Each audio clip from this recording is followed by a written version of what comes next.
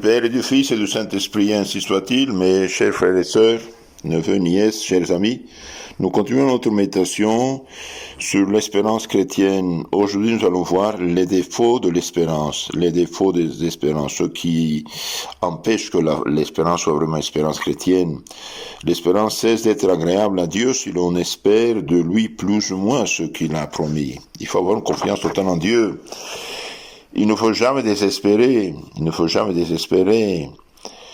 La présomption à la miséricorde divine est un péché et il ne faut jamais tenter Dieu. Nous allons voir un peu ces thèmes brièvement.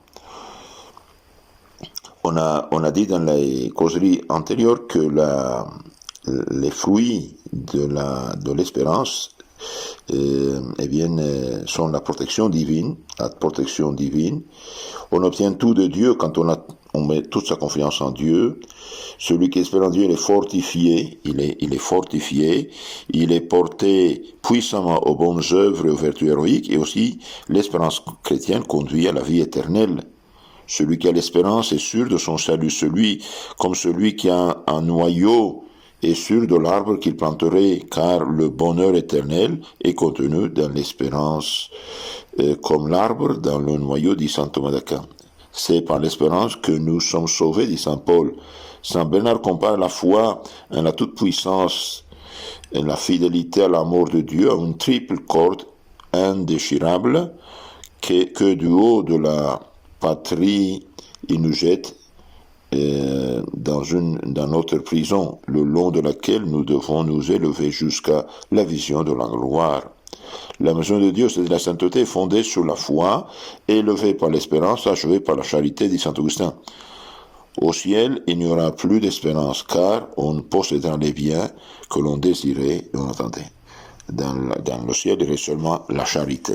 La foi et l'espérance ne sont plus nécessaires parce qu'on voit Dieu, on jouit de Dieu. Alors, quels sont les défauts de l'espérance? Nous avons dit l'espérance cesse d'être agréable à Dieu si l'on espère de lui plus ou moins ce que l'on a promis.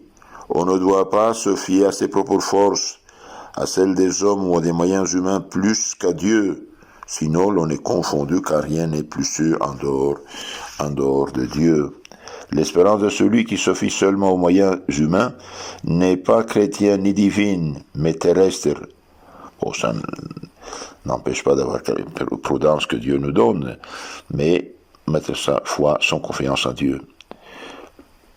Pierre à la scène, dernière scène, se vantait de son courage et rogna son maître. Goliath raillait les Israélites et bientôt il fut tué. Napoléon se moqua de l'excommunion papale en mettant en regard ses armées. Eh bien, celles-ci périrent bientôt de la campagne de Russie en 1812. Saint François Bourgeois avait mis toute sa confiance en sa protectrice, la reine Isabelle. Mais celle-ci mourut et il reconnut son erreur. Il vaut mieux s'appuyer sur Dieu que les hommes, dit le psaume. Ne mettez pas votre confiance dans les princes. Bâtir sur un fondement humain, c'est bâtir sur le sable, dit notre Seigneur. Ceux qui mettent leur confiance dans les hommes seront confondus comme les prêtres de Baal au Carmel. Se fier à soi-même, c'est n'avoir pas d'autre protecteur que soi. Dieu ne protège pas celui qui ne lui demande pas son secours. Dieu ne protège pas celui qui ne lui demande pas son secours, dit saint Augustin.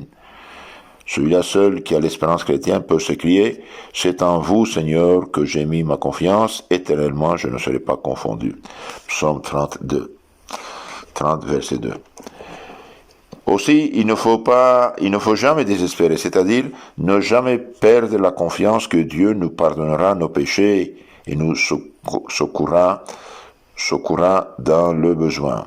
Donc, même si on a fait des péchés, bien, il faut mettre sa confiance en Dieu. Dieu pardonne tous les péchés à celui qui se repent, celui qui se confesse. Caïn tomba dans le désespoir quand il dit « Mon crime est trop grand pour être pardonné ». Saül de même, quand il pressait de toutes parts par les Philistins dans la bataille, il se jeta sur son glaive. Eh bien, ils ont fait mal. Le chrétien ne doit jamais désespérer parce que la miséricorde de Dieu est infinie et que le secours divin est d'autant plus rapproché que le danger est plus pressant. Avant le péché, il faut craindre la justice. Après le péché, se fier à la miséricorde, dit le pape Saint Grégoire le Grand. Avant le péché, il faut craindre la justice. Après le péché, se fier à la miséricorde. Qui douterait de pouvoir payer ses dettes en présence du trésor royal où il lui serait permis d'épuiser à pleine main? Qui, par conséquent, pourrait douter de la miséricorde divine? La malice des hommes en face de la bonté de Dieu est moins qu'une étincelle tombant dans l'océan, dit Saint Chrysostome. Dieu semble même recevoir avec plus de joie un grand pécheur repentant parce que ce pardon le glorifie davantage. Jésus a dit il y a plus de joie dans le ciel pour un pécheur qui se convertit que 99 justes qui n'ont pas besoin de conversion. Donc il faut mettre sa confiance en Dieu même si malheureusement on est tombé. Mais attention, avant le péché, il faut craindre la justice, parce que on n'a pas le droit de pécher. Dieu n'a pas le droit au péché, n'a pas donné de droit au péché. Le désespoir conduit souvent au suicide et par là à la mort éternelle ou à l'enfer. Nous avons la preuve dans Judas. Le désespoir est un péché irrémissible contre l'Esprit Saint. L'espérance ouvre le ciel, le désespoir le ferme. Celui qui désespère de la miséricorde de Dieu l'offense comme celui qui doute de son existence. Judas offensa moins le divin maître en le vendant qu'en doutant de sa bonté, dit Saint Jérôme. Il périt moins par son crime que par son désespoir, dit Saint Augustin. Pécher, c'est tuer son âme, mais désespérer, c'est déjà se jeter dans l'enfer. Il y a un autre péché contre l'espérance, c'est la présomption. La présomption à la miséricorde divine est un péché, c'est-à-dire il est coupable de persévérer dans le péché avec la pensée que Dieu, dans sa miséricorde, ne nous condamnera pas. Mais celui qui pêche dans l'espérance de pardon, eh bien, il se trompe totalement. On ne peut pas faire comme ça. La présomption à la miséricorde divine est un péché. Il est coupable de persévérer dans le péché avec la pensée que Dieu, dans sa miséricorde, ne nous condamnera pas. La confiance en Dieu et la crainte doivent toujours se faire équilibre. C'est un défaut quand la crainte supprime l'espérance, désespoir. Mais c'est un péché non moins grand de supprimer complètement la crainte quand on se persuade que notre salut est chose faite, présomption, ou que Dieu ne nous refusera jamais son secours, tentation contre Dieu. Il est insensé de croire seulement à la bonté de Dieu et non à sa justice. N'abusons pas de la bonté de Dieu pour ne pas tomber sous les coups de sa justice, dit Saint Bernard. N'abusons pas de la bonté de Dieu pour ne pas tomber sous les coups de sa justice. Si vous ne faites pas pénitence, dit Jésus-Christ, vous périrez tous sans exception. Saint Luc 13, 3. Si vous ne faites pas pénitence, vous tous vous périrez sans exception. Que personne ne dise, je me confesserai de cette faute, je me convertirai à la fin de ma vie. Qu'ils disent au contraire, comme Saint Grégoire de Nazianze, je suis profondément peiné, ô mon Jésus crucifié, de vous avoir méprisé et offensé, précisément parce que je devais vous honorer et vous aimer davantage. Un autre péché ou défaut contre l'espérance, c'est tenter Dieu. Il ne faut jamais tenter Dieu, c'est-à-dire, il ne faut jamais s'exposer sans motif à un danger avec la pensée que Dieu nous aidera. Il ne faut jamais s'exposer sans motif à un danger avec la pensée que Dieu nous aidera. Mais celui qui cherche, s'expose à la tentation, il va tomber, il s'expose. Celui-là seul peut espérer le secours de Dieu, qui fait ce que Dieu demande de lui. Très important ça. Celui-là peut espérer le secours de Dieu, qui fait ce que Dieu demande de lui. Donc celui qui ne se soucie pas de la volonté divine, qui agit sans motif suffisant, sera abandonné de Dieu. Ainsi l'Écriture dit-elle, qui aime le danger, y périra. Ecclésiastique 2, 3, 27. celui qui aime le danger, il périra, il tombera. Le démon voulut porter le Christ à tenter Dieu en lui suggérant de se précipiter de la terrasse du temple. Eh bien, le Christ l'a méprisé. Pourquoi? Pourquoi faire?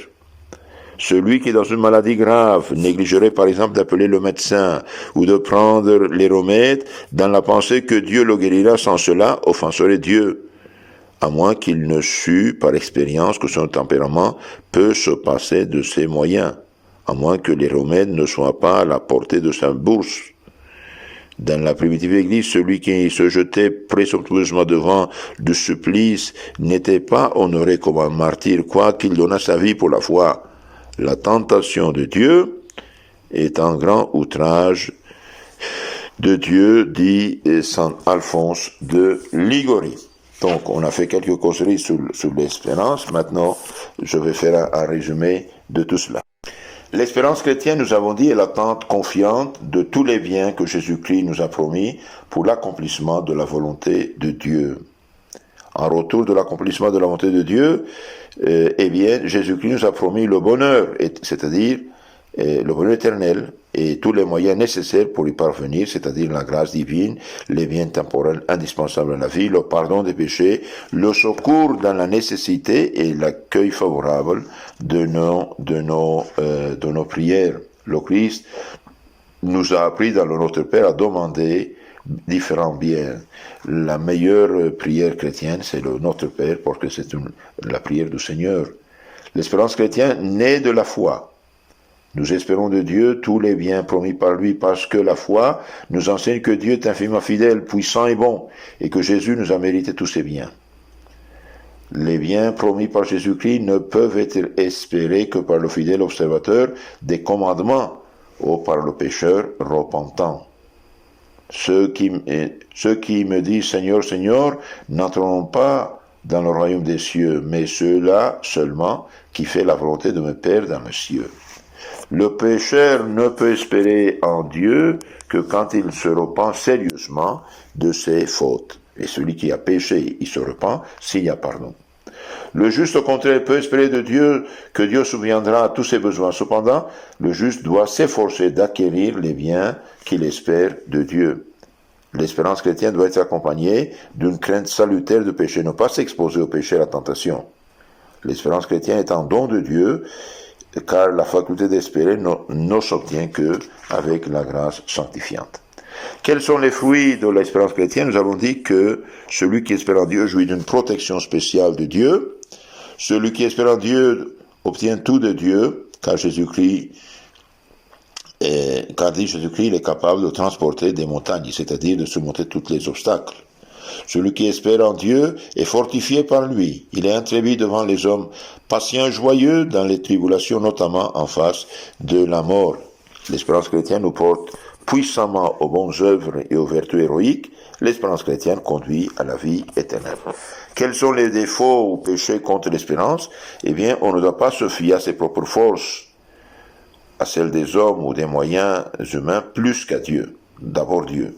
Sinon que l'on est confondu, car rien n'est sûr en dehors de Dieu. Il ne faut jamais désespérer, c'est-à-dire ne jamais perdre la confiance que Dieu nous pardonnera nos péchés et nous secourra dans le besoin. Le chrétien ne doit jamais désespérer parce que la miséricorde de Dieu est infinie et que le secours divin est d'autant plus rapproché que le danger est plus pressant. Avant le péché, il faut craindre la justice. Après le péché, se fier à la miséricorde. Le désespoir conduit souvent au suicide et par là à l'enfer éternel. Attention, la présomption en la miséricorde divine est un péché. C'est-à-dire, il est coupable de persévérer dans le péché avec la pensée que Dieu, dans sa miséricorde, ne nous condamnera pas. Eh bien, ça c'est faux. Celui qui pêche en espérant du pardon, eh bien, il pêche déjà. Il ne faut jamais tenter Dieu, c'est-à-dire, il ne faut jamais s'exposer sans motif à un danger avec la pensée que Dieu nous aidera. Que Dieu vous bénisse, la Sainte Vierge vous nous garde. Amen.